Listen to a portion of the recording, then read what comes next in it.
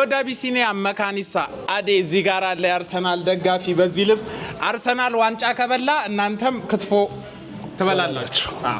አምስት ሰው እንጋብዛለን በትንሹ አምስት ሰው አርሰናል ብቻ ይብላ። ምን ሆንክ አንተ? መሳቃልችልም ምንድነው የሚያስቀው? አርሰናል ዋንጫ ከበላ ክትፎ ትበላላችሁ አልኩ። እኔ መሳቃልችልም። እሺ አይ ምን ያስቀ በኑሮ ደስተኛ ነህ? ምንድነው እንደዚህ? በጣም ደስተኛ ነኝ። አርሰናል ዋንጫ ከበላ አምስት ሰዎች እጋብዛለሁ እዚህ ቤት። እንደዚህ ያበደ ክትፎ ለራሱ አዴ ነው የሚጋብዛችሁ። ምርጥ አርሰናል ደጋፊ ነው። ካልበላም ሚለው ጨምርበታል። ካልበላ ያው ሽሮ ይብሉ ቤታቸው እንጂ ግን ከበላ ክትፎ ትበላላችሁ።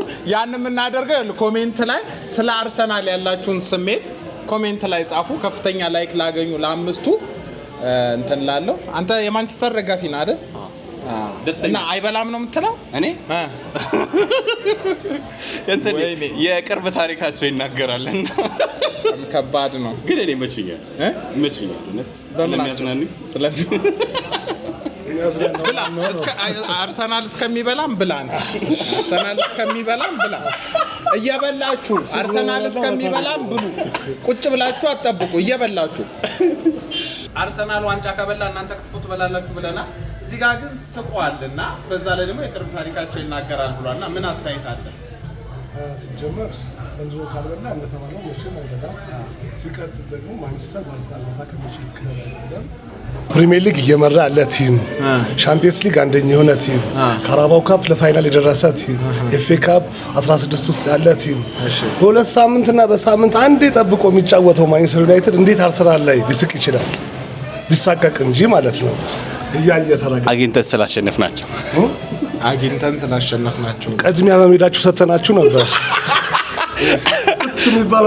በሜዳችን እኮ በረኛም ዳኛም አሰልጣኝም ገልብጠን ነበር።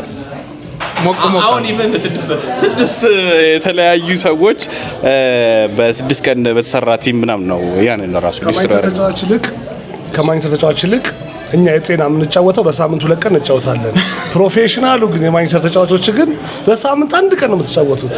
እሱም ሰኞ ነበር እንደ መንግስት ሰራተኛ። አሁን ደግሞ መለሷችሁ መሰለኝ ወደ እሁድ። እንትን የሚባል ነገር አለ፣ ከብዛት ጥራት ይባላል። ኖካውት ወደቀ ሰው ምን ማድረግ አይችልም። ሁሉ አሸናፊዎች ወደፊት ይሄዳሉ፣ ተሸናፊ ደግሞ በጊዜ ይመለሳል። እናንተ አጃቢ ናችሁ፣ ችግር የለም ይሁን። እኔ ግን ልብላ፣ ማንንም ዋንጫ ይብላ፣ እኔ ክትፎ ልብላ።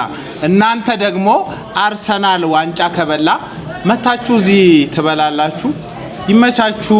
የወደ አቢሲኒያ መካኒሳ ማለት የምትፈልገው ነገር ካለ መጨረሻ ለአርሰናል ደጋፊ አርሰናል ዋንጫ ከበላ የትኛውንም ዋንጫ ለተመረጡ ቆንጆ ለአርሰናል ደጋፊዎች የፈለጉትን 10 ሰው ወደ አቢሲኒያ በስነ ስርዓት እንጋብዛቸዋለን። ፏ እናደርጋለን። አብረን ፏ እናደርጋለን። የስሜት ውስጥ ገባ። 5 ነበር ያለኝ አሁን 10 አደረገው። በቃ ጨመረ፣ ሞራሉ ጨመረ ማለት ነው።